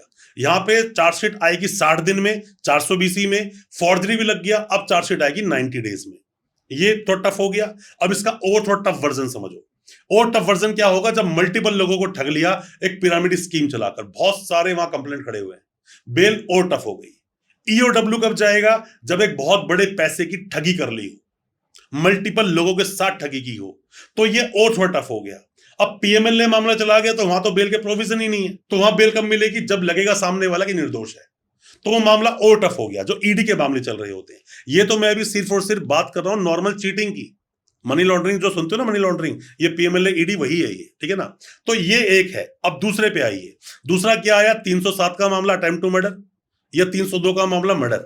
ठीक है, 302 मतलब 103 BNS, 307 मतलब 109 BNS। ठीक, ये हुआ। साथ में इसमें क्या आ गया कि दहेज हत्या का मामला आ गया। क्या अभी सारी BNS जो आप बता रहे हो धाराएं चेंज हो गई? सब धारा बदल चुकी है, सब धारा बदल गई है। इसीलिए मुझे एक बात को बोलने में 2 सेक्शन बोलने पड़ते हैं। अब जैसे दहेज हत्या का मामला है, डॉरी डेथ, 80 BNS का सेक्शन है, 304 भी पहले का सेक्शन था। अब समझिए जल्दी बेल किसमें होगी, 307 में जो 109 BNS है अटेम्प्ट टू मर्डर, जल्दी बेल होगी। उसके बाद किसकी और जल्दी बेल हो सकती है, वो जो डोरी डेथ का मामला है उसकी उसके बाद बेल हो सकती है। टफ बेल क्या हो गई, मर्डर केस, वो टफ बेल हो गई। उससे भी टफ क्या हो गई, किसी का मतलब मल्टीपल लोगों का मर्डर कर दिया गया हो। उससे भी टफ क्या हो गया, हीनियस वे में मर्डर कर दिया हो। तो अब जो रेगुलर बेल की हम लोग बात कर रहे थे, यहां पर NDPS भी आता है। NDPS में स्मॉल क्वांटिटी मिली, बेल फटाफट मिल जाएगी। इंटरमीडिएट क्वांटिटी मिली, बेल को टाइम लगेगा चार्जशीट लगने के बाद। कमर्शियल क्वांटिटी में हुआ तो बेल चार्जशीट के बाद भी नहीं होगी, गवाही गोई होगी, उसके बाद जाके ये देखा जाएगा आपकी उस केस में कितनी इन्वॉल्वमेंट है। ये तो मैंने कुछ समझाया है आपको, बेल कब कब कैसे कैसे हम कैसे केस को समझते हैं, केस की ग्रेविटी क्या है। ठीक है। आदमी जेल गया ना, सबसे बड़ा ग्राउंड होता है चार्जशीट लग गई। देश का कानून ये बोलता है when the investigation is complete and chargesheet is filed means अब उसको जेल में रखने से कोई पर्पस फुलफिल होगा नहीं। हम किसी की इन्वेस्टिगेशन को पूरा करने के लिए ही जेल में डालते हैं, ना ही तो ये प्यूनिटिव है ना ही वो प्रिवेंटेटिव है किसी को जेल में रखना। अब इसको जेल में डाल दिया बंदे को, चार्जशीट लग गई ना, तो चार्जशीट लगने के बाद ये चीटिंग वाले को बेल मिल जाएगी, 420 वाले को जा भाई तू, चीटिंग फोर्जरी वाले को भी मिल सकती है, तू भी जा, 307 वाले को बेल मिल सकती है, तू भी जा। अब साथ में ही अगर रेप का नॉर्मल केस 376 का उसको भेज देंगे, तू भी जा, पॉक्सो वाले को रोक के रखेंगे, तू रुक जा। तो ऐसे या सीरियसनेस देखी जाती है, साथ में ही उस केस के अंदर कितने एविडेंसेस आपके अगेंस्ट में है ये भी देखा जाता है। तो मैंने इसलिए आपको बोला कि जो रेगुलर बेल है ना, बहुत ही बड़ा सब्जेक्ट है। बोलने पर आएंगे तो मुझे, अगर मैं एक मुद्दा उठाता हूं तो दूसरा मुद्दा रह जाता है। अब कोई बंदा बोलेगा, मैं किसी को बोलता हूं कि भाई मर्डर केस में तो बंदे की बेल नहीं होती 2-3 साल तक, एक आदमी कमेंट क्या लिखेगा, अरे सर उसकी बेल तो 3 महीने में होगी थी। मैं इसीलिए इसको ज्यादा डिटेल में नहीं जा रहा हूं। क्यों? इंटेंशन भी तो नहीं थी ना। नहीं, बात क्या थी कि जिसके अगेंस्ट जितने ज्यादा एविडेंसेस है ना, उसकी बेल उतनी लेट होगी। अब बहुत सारे उसकी बेल 3 में चार्जशीट लगते ही होगी थी। तो रोल क्या था, मैं रोल आपको डिफाइन करता हूं। वो रोल ये था कि सर कहीं पर मर्डर हुआ था, मर्डर में चाकुओं से किसी बंदे को मारा था, जिसने मारा 2 बंदों ने उन्हें उठा लिया, चाकू जिससे खरीदा उसको उठा लिया, एक बंदे से पूछा हाँ भाई वो आदमी कहां रहता है, उसने सिर्फ बताया कि भाई आगे जाके लेफ्ट में उसकी दुकान है, उसने सिर्फ बोला था, पर उसको उठा के जेल में डाल दिया। अब जय चार्जशीट लगी तो वहां पे क्या आया कि इसका कोई रोल नहीं पाया गया, इसने सिर्फ उससे पूछा और इसने अननोन समझ के बता दिया, तो 3 महीने में तो बेल होगी ना भाई, सेक्शन तो सेम ही था। लेकिन फिर अभी आप बता रहे थे कि पुलिस ने बुला लिया, यही एक बड़ा ऑफेंस हो गया कि भाई इसका एक दिन खराब हुआ है, तू देगा 10,000 रुपए। हाँ, आप कोई 3 महीने जेल में कंपनसेशन आप मांग सकते। देखो, पुअर इन्वेस्टिगेशन या नेग्लिगेशन इन इन्वेस्टिगेशन, इसके ऊपर भी आप अपने लिए क्लेम मांग सकते हो कि मेरा जो वक्त बर्बाद हुआ, मेरा जो लॉस हुआ, जो मेरी हानि हुई, जो मेरे पर्सनैलिटी में डेंट पड़ा, उन सबको कौन बियर करेगा? मेरा रोल क्या था? बस मैंने बताया था, वो तो शुरू में 1-2 दिन में आपको पता चल गया होगा कि मेरा रोल कितना है। आपने छोड़ा क्यों नहीं मुझे? क्या किसी को रास्ता बताना इतना बड़ा अपराध है क्या? किसी का पैसा अकाउंट में लेना, अभी आप मेरे पास आए, मैंने आपसे बोला यार अभी मेरी कुछ फीस आ रही है, जरा कोई डाल रहा है तो मेरा फोन मेरे पास नहीं है, आप अपना नंबर दे दो तो फीस ले लो उसके अंदर। आपने 1 लाख रुपए ले लिया, पता चला चीटिंग का पैसा था, किसी की मदद करना अपराध है क्या? अब क्या होता है कि यहां पर ना, देखो, हर चीज के लिए एक आदमी को बिठाना मुश्किल है। यहां पर जिस आदमी को जिस ड्यूटी के लिए बिठाया गया ना, वो ड्यूटी ईमानदारी से कर ले तो मेरा मानना है काम पेंडिंग नहीं होंगे, काम गलत नहीं होंगे, कामों में दिक्कत नहीं आएगी। पर हमारा पर्सनल जो बेनिफिट होता है ना, पर्सनल बेनिफिट, लालच, ये सब कुछ गलत करा जाता है। रिसेंट में हमने केस देखा, बंदे को अरेस्ट किया, अरेस्ट करके जेल भेज दिया, उसके सारे क्रेडिट कार्ड उनके पास थे, पिन विन सब कुछ ले लिए, उन क्रेडिट कार्ड से पुलिस वालों की शॉपिंग हो रही है, फोन खरीदे जा रहे हैं, कपड़े लेते खरीदे जा रहे हैं, फोन लेके अपनी फैमिली को दिया जा रहा है। जब आदमी बाहर है, कह रहा क्रेडिट तो खाली हो गए उसके, वो आया हमारे पास, सर क्या करें? यार तू आया है तो कंप्लेंट करने के अलावा तेरे पास तो कुछ है नहीं, कैसे लो तुम्हें छोड़ेंगे नहीं। मैं तो शांति से बैठ, क्या शांति से बैठ नहीं सकता? मैं तो कंप्लेंट कर। फिर कंप्लेंट करी, वो मामला फिर पहुंचा ऊपर, इन्वेस्टिगेशन चल रही है उसके अंदर, और फिलहाल दिख चुका है कि जो जिसने इन्वेस्टिगेशन की, वो जो इंस्पेक्टर है, वो इसमें डायरेक्ट इन्वॉल्व है, कांस्टेबल डायरेक्ट इन्वॉल्व है। एक बार बताओ, रेड मारी मेरे घर पे, सब कुछ सामान बरामद किया, सामान बरामद पुलिंदा बनाकर आपको तो माल खाने में जमा करना था। आपके पास मेरी पर्सनल चीजें क्या कर रही है, मेरी चेन आपके पास क्या कर रही है, मेरी घड़ी आपके पास क्या कर रही है, आप फोन कैसे खरीद रहे हो क्रेडिट कार्ड से? ये तो इनडायरेक्ट ब्राइबिंग हो गया ना, लूटना हो गया किसी इंसान को, चोरी हो गई एक तरीके से। बिल्कुल है यार, क्यों नहीं है? तो लोग क्या ना, आवाज नहीं उठाते हैं। लोग आवाज जरूर उठाएं। साथ में ही सभी पुलिस वालों को हिदायत देना चाहूंगा यहीं पर कि सेक्शन 8 में बोला गया कि आपकी डिमांड को प्रूव करना जरूरी है। अगर डिमांड प्रूव नहीं हुई ना, तो प्रिवेंशन ऑफ करप्शन में केस चलेगा नहीं। ये पुलिस वालों के सेफ पॉइंट बताया मैंने आपको। प्रिवेंशन ऑफ करप्शन जब आप पढ़ते हो पूरा एक्ट, उसमें बातें बताई गई है कब कब पुलिस वालों पे एक्शन हो जाएगा, कब एक्शन नहीं होगा। तो हम तो दोनों तरफ लड़ते हैं ना, हम लोग, हम पुलिस वाली तरफ से ही लड़ रहे होते हैं। अगर वो क्लाइंट मेरा आ गया, उसने कुछ सवाल पूछ लिया, वो बोल रहा है सर मेरे केस को रिप्रेजेंट करो, हम उसको लड़ेंगे। यहाँ पर जिसके साथ गलत हुआ, हम उसको रिप्रेजेंट करेंगे। पर दोनों को बताना उनके अधिकारों के बारे में बहुत जरूरी है, क्योंकि मैं शुरू में बोला था एक एजुकेशनल पॉडकास्ट है, ताकि आप तक एजुकेशन पहुंचे। और ये एजुकेशन बायस नहीं है, एजुकेशन खरीदी नहीं जा सकती। कोई बोले बस मुझे एजुकेशन दे, ऐसा नहीं है। इसीलिए बोलता ना, हमारा देश बोलता था पहले कि नहीं सिर्फ पंडितों को ही पढ़ने का अधिकार, ब्राह्मणों को पढ़ने का अधिकार था, ऐसा नहीं है। सबको पढ़ने का अधिकार है। बिल्कुल। शिक्षा पे किसी एक का अधिकार नहीं हो सकता। एक और क्वेश्चन मन में आ रहा है, ये इस पॉडकास्ट रिलेटेड नहीं है, एक जनरल अवेयरनेस हाँ। के लिए। जितना कानून और जितनी नॉलेज और कानून की समझ वकील साहब को होती है, क्या उतनी पुलिस वालों को भी होती है आपके हिसाब से? देखिए, कुछ पुलिस वालों को तो होती है, कुछ है ये। अ फिगर अमंग द सैफर्स, एक स्टेटमेंट बोली जाती है ऐसे। मैं कुछ को होती है, जैसे हम जब खड़े होते हैं ना, तो मैं उनसे कोई जैसे हम बात करते हैं, कई बार तो खुद ही पुलिस वाले आके बोलते हैं कि वकील साहब पहला केस है यार। जब पहला केस उसने बोल दिया, पहले सरेंडर है ना, उसने एक चार्जशीट बनाई है, तो हम चाहकर भी उसका अहित नहीं करेंगे। हम ऐसा कुछ नहीं करेंगे जिसके अंदर की उसके ऊपर पंगा पड़ जाए। और जबकि ऐसा बहुत बार होता है। ये अगर मेरा पॉडकास्ट जितने भी पॉक्सो केसेस में इन्वेस्टिगेशन जो फीमेल जो अपनी आईओ बनती है ना, वो अगर देख रही हैं या एनडीपीएस वाले देख रहे हैं, उन सबको मैसेज पहुंच गया होगा किस किस को आज तक बचाया होगा मैंने, किस चीज में कि गलतियां होती हैं कुछ जिससे उन पर बात आ सकती है, पर हम उसको रिलीफ लेने के लिए तो यूज करते हैं, बट उन पर कंप्लेंट लेने के लिए यूज नहीं करते। देखो, इंसान सब है दोस्त, है ना। हम अपनी ड्यूटी तो करें, पर ड्यूटी ईमानदारी से करें, किसी को डिच ना करें, किसी को चीट ना करें, किसी से हम ठगी ना करें। तो नॉलेज, हम तो सभी एक्ट को पढ़ रहे हैं ना। मैं आपके साथ में आज एनडीपीएस पे ही बात कर रहा हूं, मैं पीसी एक्ट पे बात कर रहा हूं, मैं सीआरपीसी पे, आईपीसी पे, एविडेंस एक्ट पर इन पे बात कर रहा हूं, मैं पीएमएलए की बात भी कर रहा था, और भी बहुत सारे कानून हैं उनसे बात कर रहा हूं। तो क्यों बात कर पा रहा हूं? क्योंकि उन सबके केसेस को हमने फाइट किया। अब एक आईओ साहब है, उनके पास पूरे जीवन में 2 ही तो मर्डर केस आए थे। 2 मर्डर से कितना सीख लोगे आप? कितना सीख लोगे? एक और क्वेश्चन सर, क्या पुलिस वालों का कोई टारगेट होता है लोगों को जेल भेजने का, कितने भेजने हैं? देखो, ऐसा कोई टारगेट नहीं होता किसी का भी। वो क्या, उनका ड्यूटी क्या है उनकी? वो कहते हैं कि समाज में अपराध को रोकना, अपराध करवाना ड्यूटी नहीं है। हाँ। जिस थाने में जितने कम केस दर्ज होंगे, उस थाने को उतना अच्छा माना जाता है। पर इसका मतलब ये नहीं जो कंप्लेंट लेके लात मारे भगा दो, चल भाई दूसरी जगह जा, इसका मतलब ये नहीं होता। उस एरिया का अपराध काउंट होता है। यूपी अपराध मुक्त को बनाने की कोशिश चल रही है ना अभी भी। योगी जी की पहले कितना था, आज कितना है? कम हो गया ना। तो मैं भी तो यूपी से ही हूँ, वैसे मेरे जो एंसेस्टर्स हैं वो यूपी से हैं सारे। हम दिल्ली से, पैदाइश से दिल्ली से पला बड़ा मैं, तो मैं दिल्ली का ही हूँ, और दिल्ली बोलूंगा अपने आप को।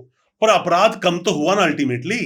तो पुलिस वाले अपराध को बढ़ावा नहीं देते हैं, इनकी ड्यूटी है, पुलिस की ड्यूटी है अपराध को कम करना। तो किसी को जेल कितने लोगों को भेजेंगे तो मेडल मिलेगा, ये नहीं है।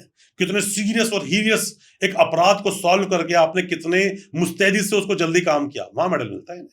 तो एक और लास्ट क्वेश्चन है सर, पुलिस वालों से रिलेटेड ही है। पुलिस वालों की हम, हो सकता है कि कोई पुलिस वाले देख के ऑफेंड ना हो जाए, तो इनके फेवर में क्वेश्चन पूछ लेते हैं।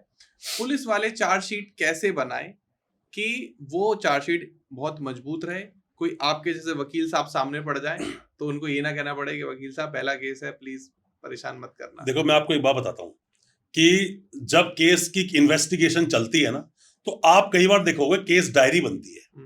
केस डायरी का मतलब क्या होता है, या फिर जीडी रजिस्टर का मतलब क्या होता है? रोजाना की एंट्री। रोजाना की एंट्री क्या होती है कि आज इस तारीख को मैंने इसको, गवाह को आज पुलिस स्टेशन में बुलाया, उसका मैंने गवाही दर्ज की, और पूछने के बाद ये नई चीज मेरे सामने आई, उसने लिख लिया उसके अंदर जी। फिर वो शाम को लिखता है कि मैं उस गवाह के कहे मुताबिक इस एड्रेस पर गया और मैंने ये चीज देखी। वो डायरी को मेंटेन कर रहा होता है। वो जो रोज रोज रोज रोज रोज लिख रहा है ना, उसको डायरी बोलते हैं। इस डायरी के बाद में जब डायरी पूरी खत्म होती है, जब एक 90 या 60 डेज का टाइम खत्म होता है, तो वो एक चार्जशीट तैयार करता है कि पूरे केस में मैंने इन्वेस्टिगेशन ये की है। अब मेरा सभी पुलिस वालों को एक सबमिशन है, रिक्वेस्ट भी है मेरी। देखो, जहां पर आपको लगता है ना कि ये आदमी निर्दोष है, देखो आपको ये तो नहीं बोला गया ना कि अपराधी, मतलब किसी ने अपराध नहीं किया तो उसको भी अपराधी बना के कोर्ट में पेश कर दो, ये तो नहीं बोला गया ना। ये बोला गया अपराधियों के ऊपर आप एक्शन करें, चार्जशीट बनाए, कोर्ट में लाए, कोर्ट डिसाइड करे करना क्या है। तो जो लोग निर्दोष है ना, कुछ लोग जो निर्दोष होते हैं, उनको ना खाना 12 में डाल के अरेस्ट ही नहीं करना चाहिए। और जो निर्दोष है आपने जेल भेज दिया, तो आपको चार्जशीट फेयर लगानी चाहिए। ये मिला और ये नहीं मिला। कई बार कोर्ट में चार्जशीट जब लगती है तो सिर्फ वो लिखा जाता है कि ऐसा हुआ, क्या बोलते हैं, इसके ऊपर और भी बहुत सारे मुकदमे दर्ज होने की आशंका है, क्योंकि हजारों अकाउंटों में फर्जीवाड़ा हुआ है। जज साहब ये देख के कहते हजारों अकाउंट, बिल नहीं दूंगा इसे। हम कहते हैं जनाब कोई भी कंप्लेंट आई तो है नहीं सामने, पर वो कहते नहीं, आ सकती है, आ सकती है भाई, उसने ये तो लिखा है। पर जबकि ऐसा होता नहीं है। कई बार पुलिस वाले की भ्रामक जो स्टेटमेंट होती है ना, उनके आधार पर भी बिल नहीं होती है। कई बार झूठ जब कोर्ट में बोला जाता है ना, इसीलिए देखो यहां पर ना एक बड़ा बढ़िया एक बात निकल के आई है और मुझे जरूर बोलना चाहिए। जितने भी, मैं कैमरे की साइड देख के इसीलिए बोल रहा हूं कि सबको बातों आंखों में आंख डाल के समझा सकूं। जितने भी नए वकील साहब, जितने भी लॉ स्टूडेंट जो भी कानून की जानकारी ले रहा है या आप पर कोई केस मुकदमा दर्ज हुआ है ना, सब लोग ये बात समझ लो। कोर्ट में आपने अगर बेल लगाई है, फिर चाहे आपने 2 दिन बाद लगाई हो बेल, चाहे 10 दिन बाद, चाहे महीने बाद, कोर्ट में ना एक रिप्लाई आता है हमेशा। और रिप्लाई क्या आता है कि आपने एक बेल लगाई कि भाई मेरे ये डिफेंसेस हैं बेल लेने के लिए, तो रिप्लाई कोर्ट में आएगा और कोर्ट में ये लिखा होता है उस रिप्लाई के अंदर कि इस आदमी के अगेंस्ट ये सारे एलिगेशंस हैं, ये एविडेंसेस मिले, इतने केस उस पर है। ये रिप्लाई जरूर लेना चाहिए। अब चाहे तो आप डिस्ट्रिक्ट कोर्ट में हो, चाहे हाई कोर्ट में हो, चाहे सुप्रीम कोर्ट में हो, अगर आप खड़े हो कोर्ट में आपको रिप्लाई नहीं मिल रहा है, आप उसके डिमांड कीजिए, आपको मिलेगा। आप देखो कई बार ऐसा तो केस डायरी दिखाई नहीं जाती, पर जो अभी तक डेवलपमेंट हुआ उसको आप मांग सकते हो। दिल्ली में जिस भी डिस्ट्रिक्ट कोर्ट में आप जाके बेल लगा लो, रिप्लाई आपको मिलता है। इसका मतलब रिप्लाई मांगना इलीगल नहीं है। आप अगर रिप्लाई मांगोगे, केस के बारे में डिटेल आप तक पहुंचेगी, आप वो नहीं मांगते हो, इसीलिए आप डिपेंड रहते हो कि चार्जशीट लगने दो फिर बेल लगाएंगे। ये बहुत काम की बात है। बिल्कुल मांगते नहीं है। मैंने बहुत सारे डिस्ट्रिक्ट जाके केस लड़े हैं, बहुत सारे जगह डिस्ट्रिक्ट कोर्ट्स मैंने देखे हैं अलग जगह जाकर, वो कहते सर ऐसी हमारी प्रैक्टिस ही नहीं है। भाई आपकी प्रैक्टिस नहीं है, पर किताबों में तो लिखा है ना। सही बात है। फेयर इन्वेस्टिगेशन होनी चाहिए। क्या स्टेट वाइज सभी के जो प्रैक्टिस करने का तरीका है वो अलग अलग रहता है? देखो अगर कोई भी, अगर वहां पे स्टेट का अलग से कोई मैनुअल बना हुआ है तो उस मैनुअल को फॉलो करना पड़ेगा। पर IPC, CrPC, evidence act, BNS, BNSS और बीएसए तो एक ही है, पूरे देश का एक ही है। थोड़ा बहुत बदलाव स्टेट की वजह से हो सकता है, यूनियन टेरिटरीज में चेंजेस आते सब जगह सेम है सर, पूरे देश में सेम है। अब कुछ भी नहीं है ऐसा। अब पहले था जम्मू एंड कश्मीर में अलग, अब ऐसा वहां पर भी नहीं है। आप सिर्फ, मैं फिर बोल रहा हूं, शुरू मैंने क्या बोला, आप बीएनएस को पढ़ना चाहे मत पढ़ना, बीएसए को पढ़ना चाहे मत पढ़ना, बीएनएसएस को जरूर पढ़ना, उसको पकड़ो, कमांड अपनी उस पर लाओ। है क्या ये बीएनएसएस? मेरे लिए ये प्रोसीजर है।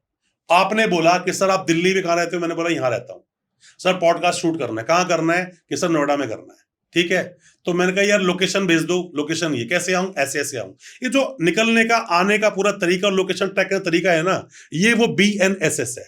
अब मैं पहुंच चुका हूं, अब ये निर्णय हो गया, पॉडकास्ट होगा। ये बीएनएस है कि सजा कितनी होगी। अब यहां पर आप बैठे होगे, आप पॉडकास्ट करोगे, उसका सबूत क्या है कि आप पॉडकास्ट करते हो। आपने मुझे कोई कटिंग वटिंग भेजी, सर देखो पॉडकास्ट करते हो, वीडियो भेजी, वो बीएसए है। ओके सही एग्जांपल समझाया मैंने आप मुझे समझ तो मतलब जब एक एग्जीक्यूशन हो गया ना, सजा जो है वो बीएनएस है। सजा कैसे देंगे वो प्रोसीजर बीएनएसएस है। और उसमें किन किन एविडेंसेस को कनेक्ट करेंगे हम लोग जिससे सजा तक पहुंचा पाए, वो बीएसए है। ठीक है, समझना समझना बहुत जरूरी है। और कॉन्स्टिट्यूशन ऑफ इंडिया जिसमें आर्टिकल्स लिखे हुए अलग अलग, वो है देश का संविधान। संविधान क्या, लोगों को ये भी नहीं पता सेक्शन कब बनता है, आर्टिकल कब बनता है, सब सेक्शन क्लोज कब बनते हैं, ये सब भी जानना बहुत जरूरी होता है। पर मैं आपको बता दूं, constitution of India, fundamental rights जो आपको दिए गए हैं, उसका एब्सोल्यूट गारंटर सुप्रीम कोर्ट है। कभी भी आपके फंडामेंटल राइट का कोई भी वायलेशन होता है, इमीडिएटली रिट लगाओ और डिमांड करो, आपको न्याय मिलेगा। सुमोटो भी एक्शन हो सकते हैं, और हो सकता है कि आपको ऐसा न्याय मिले, कंपनसेशन तक आपको मिल सकता है अगर कोई डैमेजेस हुए।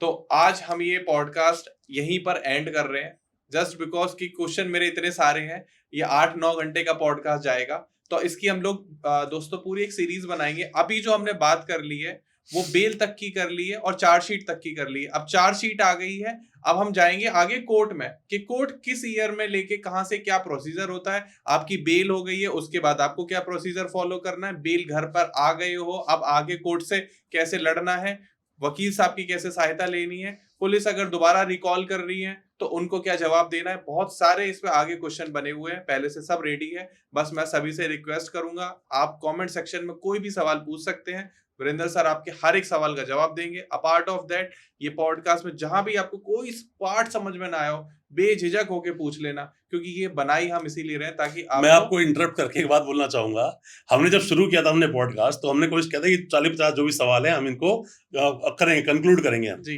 पर ये ऑटोमेटिकली अपने आप में ना ये सीरीज बन गई। अभी एक सीरीज हुई जिसके अंदर के लगभग हमने आज 8-10 सवाल ही कर पाए, 10 क्वेश्चन है ना, इसमें सवाल नहीं कर पाए। हाँ जी। तो अगर हम 10-10 नहीं 20-20 सवाल लेते हैं तो ये 3-4 सीरीज में जाके जाएगा। बिल्कुल, है ना।